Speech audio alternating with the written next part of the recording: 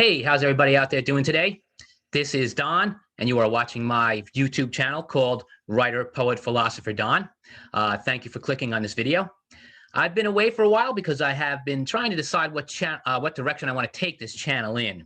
I've said basically everything I want to say about philosophy as a pure subject, and I really don't want to delve into politics. So I was thinking about what direction to take this in. So I'm going to turn the channel towards more practical matters. Now, one thing that those of us who haven't migrated to Netflix are aware of and still have to live with is TV ads or commercials. Over the course of my lifetime, I have come to pay very close attention to commercials, even if I find some of them annoying as hell. It isn't necessarily the commercials one at a time that I find annoying. It's how many they have bunched together between each break of a TV show that's annoying. And I'm sure that you all know that if you go, if you're watching one channel and you want to switch to another channel, the commercials are on at the same time. So you really can't escape them if you want to watch a whole show at once. So I want to clarify my previous statement by saying that commercials on the whole are annoying. Some of them are actually entertaining, though, and not as bothersome as some others. So I'm going to examine the differences here. There will probably be more than one video on this subject, as a matter of fact, because I find this subject very interesting. Now, I'm going to assume that all of you know the main reason for making a commercial in the first place. They are trying to create a need within you. The marketing department of whatever ad agency they are using looks at the objective, and the objective is to create a need in you for something that you don't necessarily need in your life, which to me, right there, is insulting. They are assuming that you can be easily manipulated, and that through their clever campaigns, they can make you feel inadequate or insecure or incomplete in some way without this product that they're trying to get you to buy.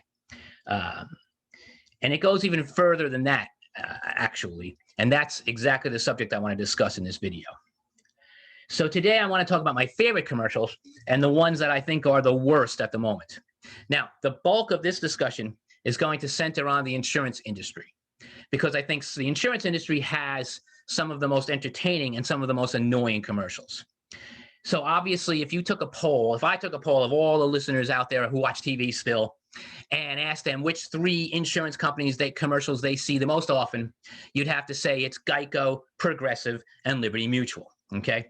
So the main criteria by which I judge a commercial is the way that the message is delivered. Does the commercial convey its message in a way that entertains but also uplifts? Or does it demean the audience and assume they are stupid?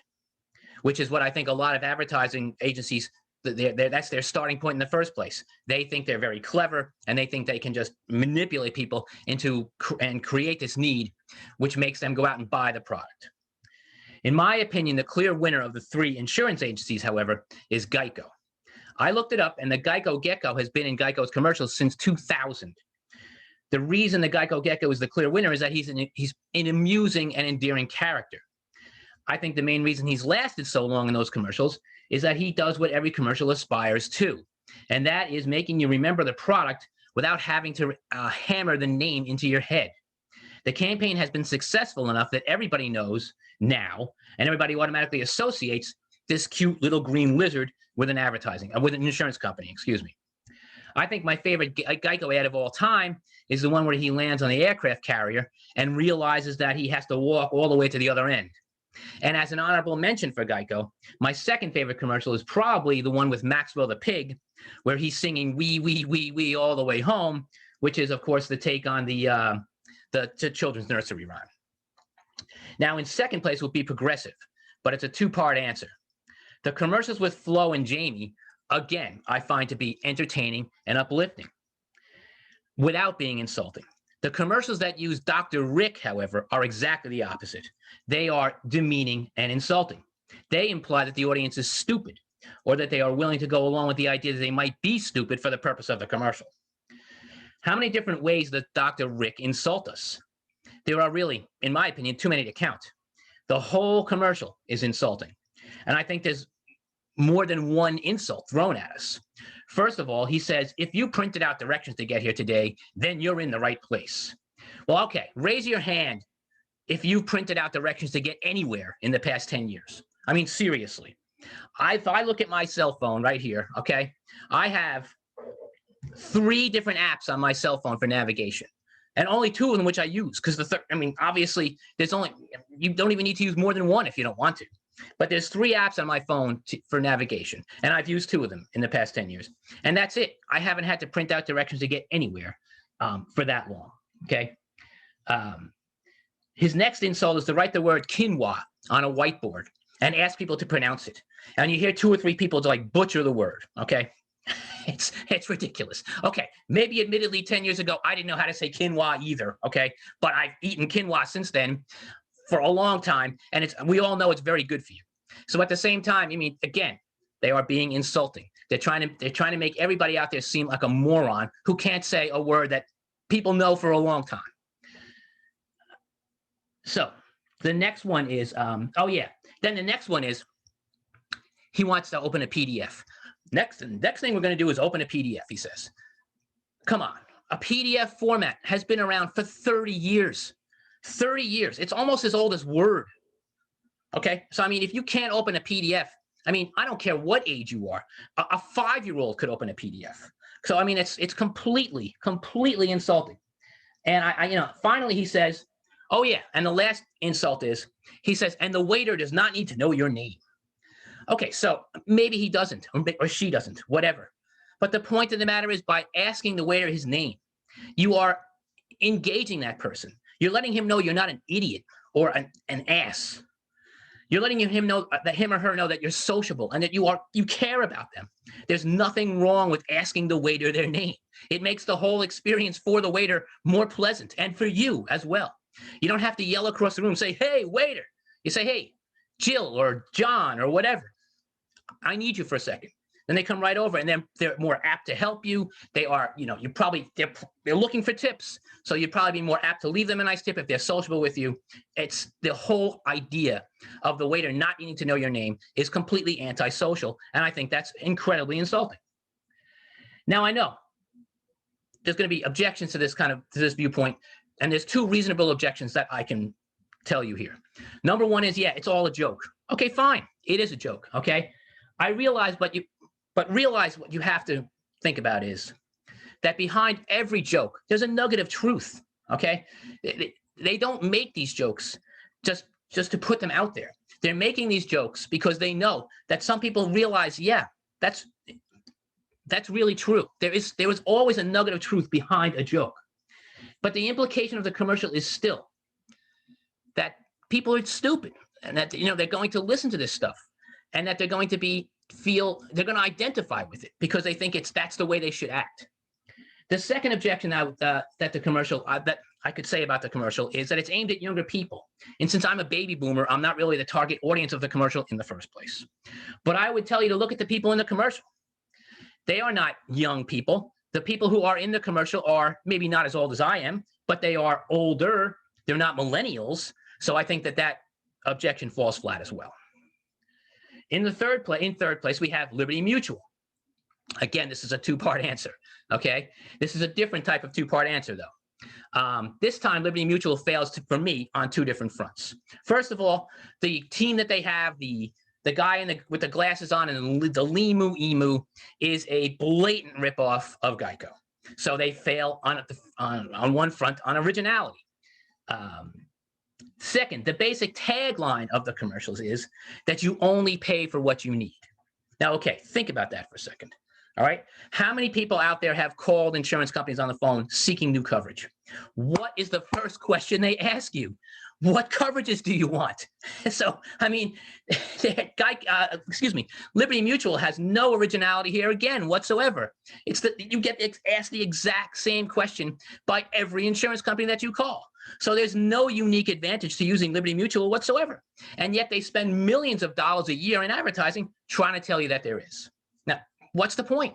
Why would I be attracted to Liberty Mutual if they're telling me something that's completely untrue? I mean, it's completely untrue. It's ridiculous. Okay, so, however, now, the very worst commercial on TV, as far as I'm concerned, okay, is the one for Sheba cat food. I'm sure you've seen this commercial 100 times. The lady is sitting on the couch with her cat on her shoulder, and the little girl comes running in from outside and says, "Mom, I fell." And the mom just sits there on her fat, lazy ass and says, "Oh, there's bandages in the cabinet." And then she goes, "I'm bleeding." And the mom snuggles her cat like this crap and then says, "Oh, take two." Now, that commercial just makes me angry. It really does. It really makes me angry. It makes me want to get up and walk through the screen and smack that woman upside the head and say, "Get your lazy fat ass off the couch and go help your child." Okay? So what's the message that's being sent there? The message that's being sent there is that your pet is more important than your child. And I'm sorry, that is never true. There is never an instance in which a pet, an animal, is more important than a human. But why do the people at Sheba Cat Food do this? They do it simply because they're trying to create a need, and they know that there are people out there who either, number one, value their pets more than their children, or don't have children at all, and for them, their pets are their children. So this is a need that they are trying to tap into. And they're trying to make it seem as if it's perfectly okay for a woman to sit there and ignore her child while she snuggles with her cat. I'm sorry. That is way out of bounds. That I just will never accept that. That just galls me. I will never, ever think that that's right. Okay? I don't care. I really don't care what anybody says. And of course, again, you're going to have people saying out there, "Oh, they're not really serious," this kind of thing. It's not like they're not really trying to tell you that.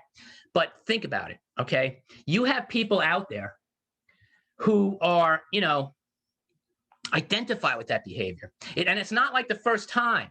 I'm not saying like the first time they see it, they're going to say, "Oh, yeah, that's exactly right." But think about how many times you've seen that commercial. I've probably seen it 100 times. I've probably seen that commercial 100 times. And now, the degree to which it makes me angry has now dissipated. I don't get as mad every time I see that commercial. But I'm telling you right now, there are people out there who, after they've seen that commercial 20 times, start thinking, "Yeah, well, maybe it's okay if I ignore my kid when she comes running inside from being hurt. And I can sit here with my cat because my cat's more important. Or my cat is like just as important as my child." That's just wrong, And I'm sure the people at the ad agency who made the commercial for Sheba Cat Food are all patting themselves on the back saying how wonderful we are because we've gotten people to talk about this kind of commercial in any way. In any way, what shape or form that this commercial gets talked about, these people at Sheba Cat Food are happy. Because what does that end up doing? It ends up creating buzz around the commercial, and it may end up selling more cat food. So that's what I'm trying to say. I mean, I just don't think that is the kind of message you want to be sending people. And now, you may all say out there that this isn't really sending this kind of message. I disagree, okay? We have seen in this country the rampant rise of anti-intellectualism in the past 6 years, okay? I'm not going to go, like I said, I don't want to go into politics, but we all know what I'm talking about. We have seen the rampant rise of anti-intellectualism. People just see the truth right in front of their eyes, and they reject it outright just so they can feel comfortable around their friends and be, part of a group and identify with people who also feel the same way. And there are literally millions of them out there, okay? So, I mean, you cannot just dismiss this argument that I'm making and say it's ridiculous, because we have seen example after example of people who adopt anti-intellectual attitudes and carry them through and live their lives this way. So I just don't think what I'm saying is completely ridiculous. So how many people out there? So, okay, last point I want to make then. So taking this into account, you don't think if you agree with me, that's not as ridiculous as it may seem. Think about the old episode of The Simpsons. Way back, this is a long time ago. I know The Simpsons has been on for 35 years, okay? But think about the one where Homer is driving home from work, and he drives past the billboard that says Clown College, okay? Big red sign which says, I think in yellow letters, it says Clown College. What happens the first time Homer sees that sign? He scoffs at it and says, "Clown College, what the hell is that?" Okay? But by the time it's been like a week that he's been driving past that sign every night on his way home, he sits down at the dinner table and says, "I'm going to Clown College," which is unbelievable. And you can see the look on Marge's face. She's like, she didn't expect that. I think she even says, "Well, I didn't expect that." So my point is, and I know it's a cartoon, okay, but it's reflective of real life. The writers at The Simpsons know that this phenomenon is out there, that when people see advertising over and over again, they can be convinced to think a certain way, which is exactly the objective of the commercial in the first place, and exactly the attitude of the people at the marketing agency who are making the commercial. This is exactly how they want you to think. So the next time you're looking at commercials and you see this kind of stuff, think about it. Think about the effect that it has on millions of people out there. And, you know, sometimes it's very successful, and you become sort of like desensitized because you don't really realize what's going on, but it still penetrates your subconscious.